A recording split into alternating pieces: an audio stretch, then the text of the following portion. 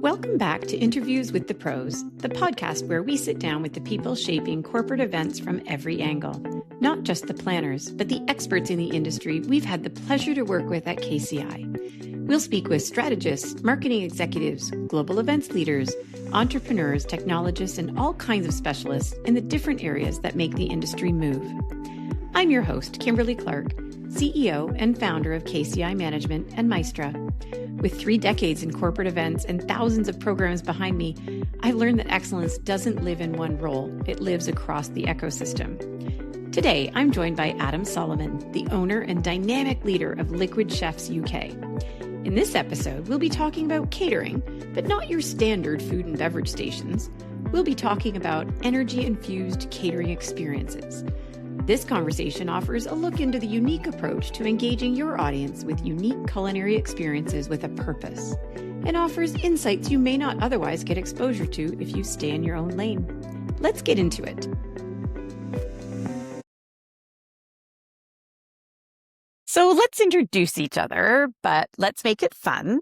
You know that childhood question you used to get, what do you want to be when you grow up?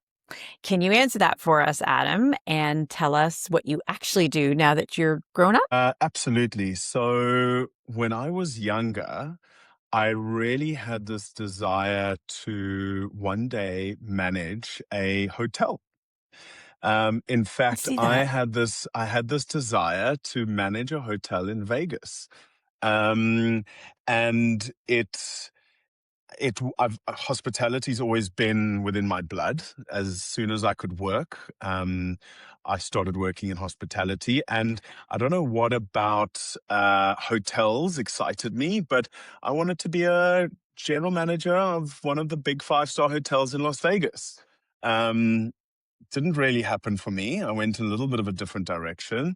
And I now run a company called LiquidChefs, which is quite a unique company, which has transformed over the years. But we are, in essence, a company that provides food and beverage experiences for high-end events worldwide. We cater for some really big ones. One of our biggest is the World Economic Forum in Davos, Switzerland, as well as Cannes Lions, the advertising festival, which is always Yeah. in June. And yeah, I went in a completely different direction on that. Okay, and so LiquidChefs UK, I think, is your official company name, but that's not a UK accent. Tell our listeners where It's your fabulous accent comes from. And it's not I'm Vegas origin either. It's definitely not Vegas. I'm originally from Cape Town, born and bred in Cape Town, and lived my whole life in Cape Town up until I finished studying. Upon which I jumped on a plane and headed to London, where I started working in hospitality. Actually worked in a 5-star hotel. Almost doing very similar things to what I'm doing now, but slightly different. And then in 2008, the idea came to start my own business and to start working for myself, which is when I started Liquid Chefs. Well, I love that. So let's go back in time a little bit further now. And you mentioned it earlier, but let's tell the audience how we know each other. Do you recall when and how we met? I think it was 2020, Davos. And it was Davos 2020, or just before, like it was in the build up to Davos It, 2020. So it correct. could have been That's, yeah, two, the 2000 2019. 2019 Yeah. in the build up. You were working for a big company in Davos, and we were the prescribed caterers. Yeah. And yeah, I think we hit things off pretty quickly. I think we really loved Yeah. how you approached an event, your management style, how on it you were, and yeah, it was the start of a beautiful relationship. It Um, we is. we then we then did a few virtual events during That's COVID. right. I If I forgot can about remember that. Right. correctly, some master Yeah. classes. We did a few master classes where we pivoted during COVID, and we started sending out those boxes Boxes. with Yeah. deconstructed cocktails, and we were doing like a Zoom masterclass where we were teaching, Yeah. some high net worth individuals how to make their own cocktails at their Yeah, desks. and keeping our community connected, right? That was the whole idea. 100%. I mean, it was about the cocktails and learning, but it gave us all a reason to come together, and that's the beautiful 100%. thing of our partnership. And yes, you're right. I believe it was 2019 in the lead up to 2020 Davos. But in partnership, when you find yourself again in adversity like that or against a challenge, we really found a way to come together and serve our clients, serve our clients. And that was, I mean, let's not go back there. Let's not do that again. But it was fun. It Yeah. was fun at the time, but no thanks, no more. Right. So, all right. Yeah. So for those who may be new to the Liquid Chefs kind of concept, and again, I remember when you guys were described as a mobile bar, and you're so much more than that now. But can you walk us through what your organization does? Like, you have a unique approach to catering these high profile events. I mean, you mentioned Cannes Lions, you mentioned Davos World Economic Forum. You're at the major ones, but you have a unique approach. I mean, I know why we engage you, and we look like rock stars when we bring you guys in. What is it that you do that's different to catering these, as you call it, the food and beverage experience? So we like to find an edge on almost everything. So whether that is coffee and how we add coffee to our event in the form of a professional barista. We will find some of the best baristas in the world that have amazing understanding of coffee, that are able to do all the latte art, that are able to be, that are able to create a unique experience from a coffee side. Same with cocktails. We work with some of the best cocktail bartenders in the world, and our goal was to try and really specialize in all fronts of what we were supplying. So if you were going to have coffee, it was going to be the best coffee. We were going to source you the best beans. We were going to source the best baristas, the best bartenders. We would look at unique ways of serving those things, whether that was through, I don't know if you remember the first time we met, we had those little guns that had those bubbles Oh yeah, of the smoke that would smoke pop show. off. Absolutely. So finding ways of injecting a different type of energy, injecting a different type of service into it that just leaves people wanting more, leaves them appreciating the style of service. It's not a yes sir, no sir style of service. It's something that is a little bit more personable. It allows Yeah. us to connect with our clients. It allows us to remember what drinks they liked, what coffees they liked. So when they arrive in the morning, that coffee was ready for them with their favorite latte art or whatever it was. But our goal was to create unique experiences through the service of food and beverage, no matter how that looked. So we would always listen, and we would always take on what our clients' briefs were. We would always focus on how to make a little bit different without going a little bit too over the top in terms of, stealing thunder. It was more a case of how can we present this in a different way that leaves people wanting more and leaves a good memory in their mind. And that's what we did. I'm going to pick up on that word you used, energy. Now I'm going to speak to, we've used your organization in several different activations, but in this one that I personally happened to be involved in, because it was high stakes, high visibility, it was an evening, late night celebration party. And we were counted on to deliver the party of the whole program. And I remember specifically, you guys were amazing. Your bartenders, there's a sophistication about them, but they're not snooty, right? They're engaging, but they're the real deal. Like, you can learn something just being in their presence, that energy. They do magic tricks. And I mean, not like I juggled a couple things. Like, I mean, like, wait, where did that orange go? Seriously. So that happens. So they have to be this energy, but I'll never forget the beauty that I had personally in working with them. Is there would be a point in the night where the party was like just kind of starting to get going, and the DJ, people are kind of like swaying a little bit. And I could just look at your bartenders and give a little nod, and it was never discussed. They never said like, hey, give us the signal when you're ready to go. But I could just look at them. They'd take my cue, and it was the bar that drove the party to the next level.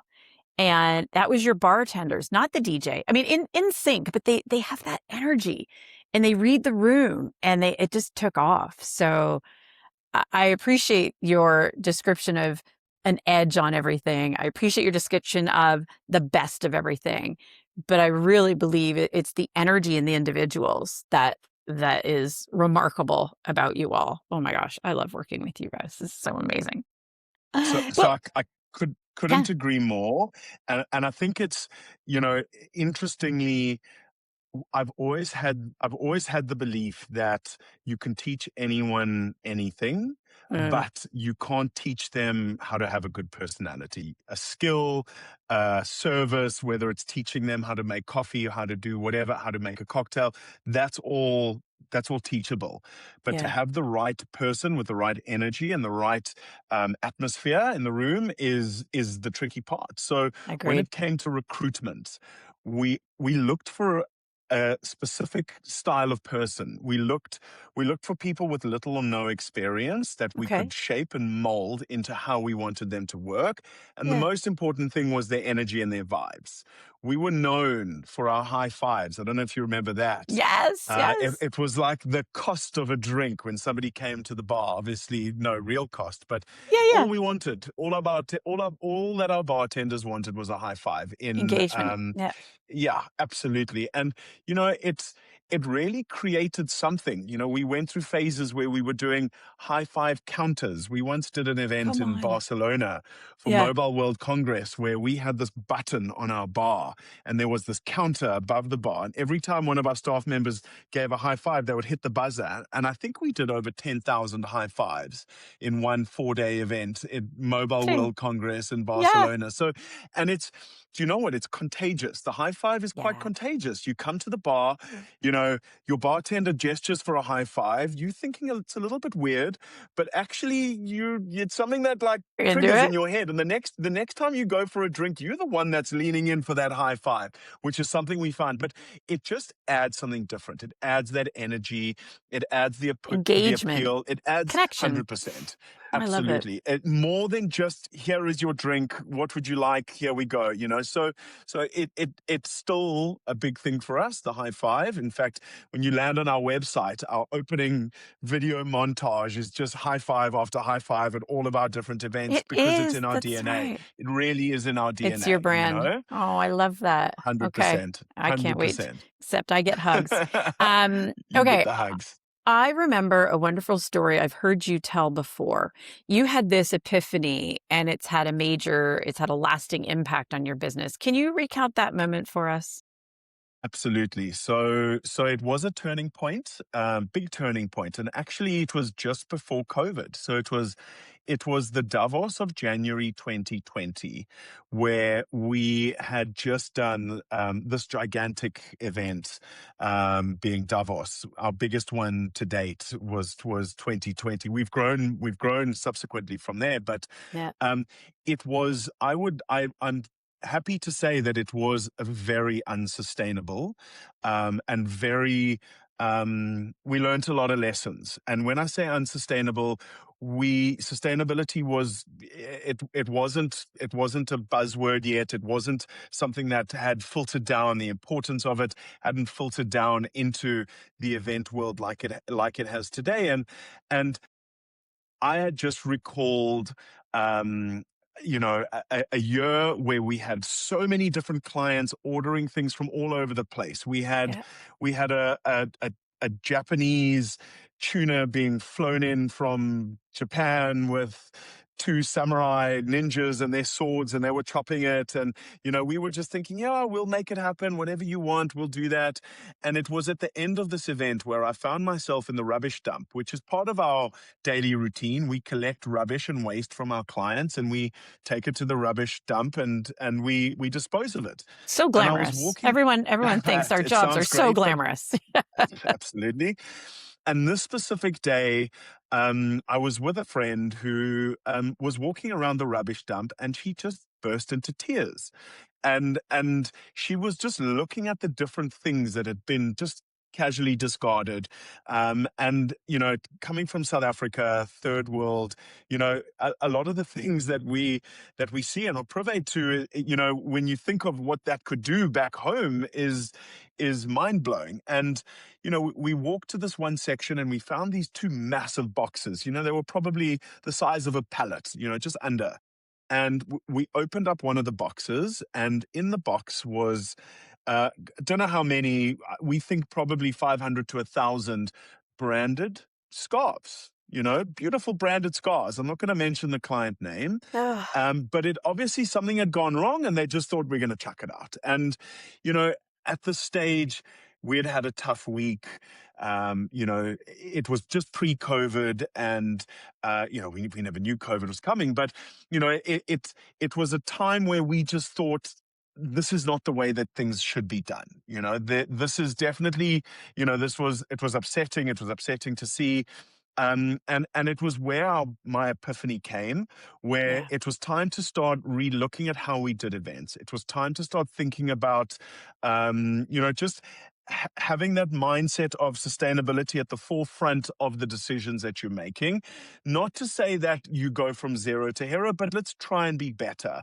Let's try and understand more. Let's try and learn more.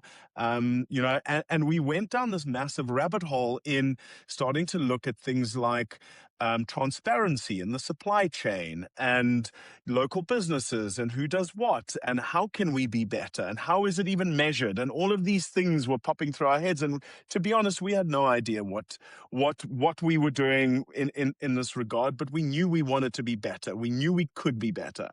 And so we decided to make a few small changes. We decided that we wanted to focus on looking at things like seasonality. So Yeah. designing your menus around things that are seasonal at that time of year. Starting to look at what local suppliers are in the area and what they offered, and building our I love menus that. based on that, so that when somebody comes to you and they say that they would like to bring a Japanese Tuna. tuna to be served in Davos in the Swiss Alps, maybe we could help push them in a different direction, and push them to a direction where one of our local suppliers has something that is similar. It might not be the same, but hey, it's local. And since then, we've spent the last 5 or 6 years doing a number of things. One of them was like sourcing and vetting local suppliers Yeah. in the areas and creating this tiered system that we try and work towards. So tier one being finding a local supplier that is in Davos. So for Yep. example, our egg supplier, our milk supplier, our cheese supplier, our bakery, and our fruit and veg suppliers are all in Davos. Wow, Great. that's That's tier amazing. one. Yep. Tier two is okay. So we can't find these items in Davos. Let's find them in Switzerland so that we're not leaving the country. Great.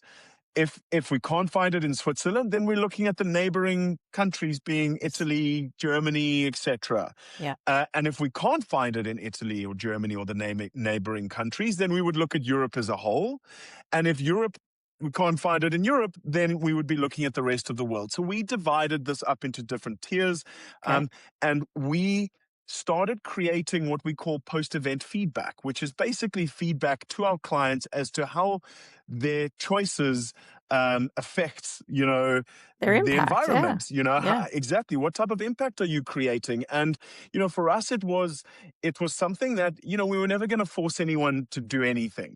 If the CEO of a company wanted bananas that needed to be flown in from South America, then we were going to make sure that they got it. All we wanted to do was just to be able to provide some information as to alternatives, or some sort of measurement in terms of how well they're doing from an ordering perspective. So that was the first one. We had this tiered system where we tried focus on locality and seasonality. We then started going to our suppliers and filming with them and creating content for them and giving these guys a pedestal. Who are the bakers Fab. that are up at 3 o'clock in the morning making sure that all the delegates at the World Economic Forum Right. have their pastries? Who are they and why did we choose them? What's important about them? What are their practices?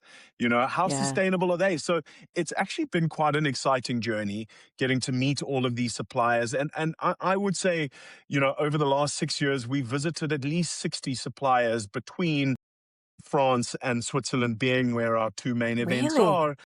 Absolutely. Vetting them, everything from sea bass to tuna to beef to Yeah. lamb to, you name it. We even found a supplier that grows mushrooms in caves that only supply to, like, the neighboring villages. And we now get to name these people, put them on a pedestal, and display their information so that anyone who wants to see where we're getting our products from has visibility of that. So those were the two main factors and important ones that we wanted to focus from an outward perspective.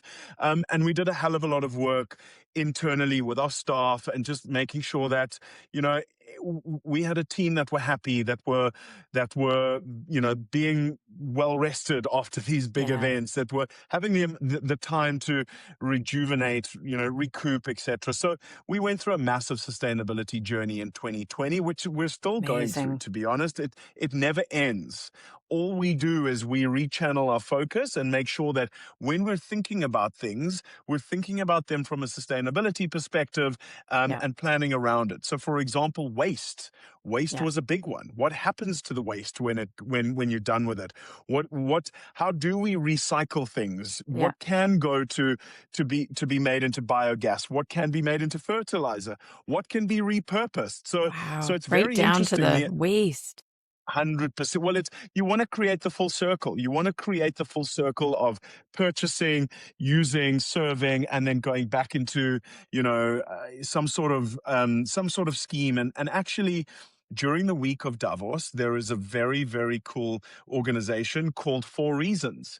And Okay. Four Reasons are a company that pop up that understand the amount of excess waste of food that is used, ordered, or bought or produced during this week of WEF. And the idea is that this company drives around every day to all the different locations who sign up to it, and they Yeah. collect anything that hasn't been used that can Yeah. be repurposed. So Amazing. there's nothing worse than it going to Right. landfill. Right. And our option one would be to feed the charities that the Four Reasons feed. And if Yeah. it can't, if the food has been wasted, as in if it wasn't good to eat anymore, it could go to a different guy named Tony who runs something called Davos Biogas, and he turns all leftover food into biogas. So Love it's that. it's a bit of extra work that goes into it Yeah. that just allows us to keep things moving in a circular direction. A bit of extra work. I mean, my goodness, that I appreciate your transparency, your vulnerability, how you said, like, we didn't know what we were doing, and it sounds to me like you're constantly learning. You said you kind of rechannel, you refocus.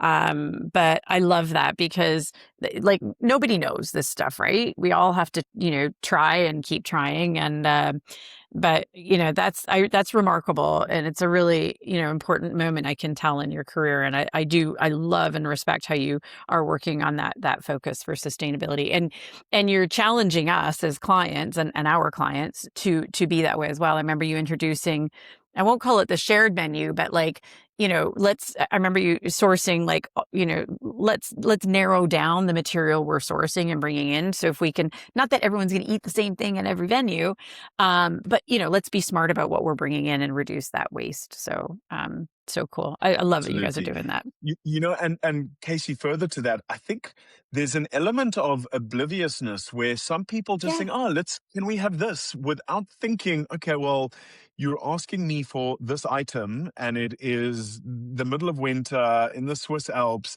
and there's no chance that it's going to come anywhere near to where we are. So have alternatives, and, Yeah. and, I, and I guess we're proud of our local suppliers. We're proud of our relationships with them, and it was mind blowing for them as well to have a company like us that Tells their approached them and said, story. "Hey, we want to come and we want to tell your story. We Yeah. want people to know who you are." So it worked. It worked well in both ways. We knew that this was a way of creating a deeper relationship with our supply. We call them supply partners. Um, and that if we had forgotten something in the middle of the night, they would wake up and come and help us without even question. So It's it amazing. does work two ways. And some of the relationships that we've built over the past six years in doing this, and some of the ways of working are incredible. We're Ah, very lucky to be where we are. We're very lucky to support them in the way that we support them. and to give them that platform. So yeah, I think the biggest thing was we found that a lot of people were just oblivious to, I want this, but Yeah. I don't know how to get it there. Can you make that happen? And actually, no, that's not the best idea. Why don't you try Yeah. this, that, or that? So yeah, I think a Yeah, lot and of it that's was education as well. yeah, and I talk a lot in Maestra about being a trusted advisor, not an order taker. And sure, you could be as a catering company, an order taker. Yes, I want to serve. Okay, sure, we'll go. No, you're a trusted advisor. You consult to them. You say, "Hey, did you realize this is the impact you're making?" So that's where your consultative approach. You're right. I think oblivious to what's going on is an understatement. So, we count. I know our team counts on you to, hey, keep us in check and keep us honest. Okay. I love also how you describe some people might say vendors and you're talking about your partners. And I love that. But speaking of partners, that's your relationships and how you approach relationships, Adam. I've always respected deeply. I love your leadership style and the emphasis you place on teamwork. I see it a lot on your social media. You talked about your opening and the high fives with each other. I know that's an important focus in your work. And I've seen firsthand how highly functioning your teams are. And they have to be. Why is that so important? A, and B, how in the heck do you go about recruiting for these? I know you have a full-time staff, but you have these short periods of time where you have to have these, you talked about you can't teach personality. So why is it so important you're highly functioning, and how in the world do you find these most amazing people? Two very good questions. So, once again, the same approach that we've utilized with sourcing the best bartenders or baristas or anything like that. It's looking for people that are adaptable, looking for people that are young, that are hungry to learn, that have got good attitudes, that want to be part of something. And we teach them, so we have um, we don't have a lot of staff turnover. We're very lucky. We focus on our teams. We focus on their happiness. We focus on, my biggest focus during these big weeks is that every staff member is happy, because I know if every staff member is happy, our clients are going to be happy. It's quite simple. So it's a big thing for me, and it's a big thing for our company. So high functioning, we really dial down on our training when it comes to anything from coordinations to understanding bar work, to understanding coffee, to understanding how kitchens work, to understanding what's required given a scenario. Yeah. We are the professionals, and a lot of the time our clients come to us with an idea, a space, a scenario, and we need to decode it for them. We need to put that into some sort of simple language as to what is required. And it's something that we've been teaching from the start. So, we work as a pack, we work as a unit. There's lots of micro meetings where we all get together and we discuss scenarios, and then we go out and we make them work. So, Wow. yeah, and we keep things lively, we keep things fun. We're a little bit different as a team. We like to do a lot of activities that bring our team together. In fact, we had a really good team building last week, and Good. this is something that we focus on. We focus on it a lot. So that's my internal team. We keep everybody happy, and we make sure that there's growth paths, there's development paths, there's everything. We're all undergoing a mass coaching kind of a couple of years. Well, this is the second year that we're doing it. We've got a coach that works with every single one of our employees to develop them, to get them in different areas that they want to be developing in. So people It's huge. make our business. Whatever happens, it's the people that make our business, and it's something that I'm continuously focusing on. And so that is my internal team. As for the freelancers, the external, the baristas, the bartenders, we like to find people that are unusual and that are different. We like to find people that have that edge. You mentioned Yeah. earlier one of our bartenders who's a magician. Now, that's actually a thing. Yeah. He is a cocktail bartender slash magician, and he combines the two.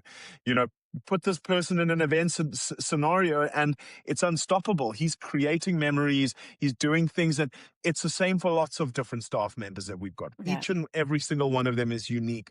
The wilder, the wackier, the more different, the better for me. So long as Love they're it. adaptable and we can teach them Yep. how we want them to work, that's what's important to us. So yeah, it's something that's something that's within our DNA. It's something that I'm constantly focusing on is our team, our internal team, our greater team, anything and everything that we can do to keep people wanting to come back the next year, we do. And that makes the biggest difference when we have a team of people that year on year come back and do the same event. It really makes our lives easier.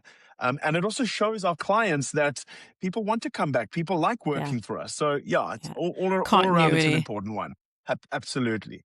I can tell from your energy it's important. I think there's a lot of companies, corporate, let's say, that give that language, right? They give that spiel. Your energy is like, this actually matters. This is your heart speaking. I can tell. And I love it. And it shows in your people, in your work. And again, I've seen it firsthand. And there's very little friction in your team. They are this cohesive group, and it's just, and it's stressful. I know your folks are working at until 3, 4 in the morning, and again at 5, 6 in the morning. So it's amazing how you care for them. And I know that is a very special environment and culture that you've built. Congratulations. I'm so sad it's time for our close. So I want to ask you, as I often do many of our guests, what's the best advice you ever received in your career that you may attribute even some of your success to? So it's many, many years ago, probably my first job, where it was a restaurant, it was in Cape Town, and my boss said to me, Adam, don't ask anyone to do anything that you wouldn't be willing to do yourself. And that's something it's a simple one. It really is a simple one. And it's something that has stuck with me, since day one, and not just in my business. Something that I adopted when I was at university, something that I adopted when I was in 5-star hotels. I was never scared to get my hands dirty. I was never scared to work hard. I was never scared to lead from the front. And there's nothing that any one of my staff members do that I wouldn't be happy to do myself. And being in the dump and getting rid of that rubbish is testament to it. This isn't just driving to the dump and dropping a few things off. We were in the back of that truck throwing rubbish out in the different locations that it needed to get to. This was 5 years ago. I've been running my business for 18 years. Yeah, I'm the owner of a company that's happy to go and take rubbish to a rubbish dump. I'm totally fine with it. And I guess, the biggest thing for me is don't ever ask anyone to do something you're not willing to do yourself is probably some advice that I've taken over the years that's just kind of stuck with me. I love that. And that is a testament to who you are as a human. And I've seen you, and I know that's how you operate, and I love it. Thank you so much, Adam. Thank you for having me. Thank you. That brings us to the end of today's conversation with Adam Solomon from LiquidChefs UK. Thank you, Adam, for sharing your smartness, your energy, and such great advice we can apply immediately to our catering plans and our events. Your insights into the engagement opportunities through carefully thought out catering experiences is incredibly valuable for anyone working in corporate events, serving food and beverage from the trough. If you'd like to see more of what Adam and the team at Liquid Chefs are up to, you can find them at www.liquidchefs.co.uk, where they spotlight some of the coolest activations in the industry. Thank you for joining us today. We'll see you next time on Interviews with the Pros.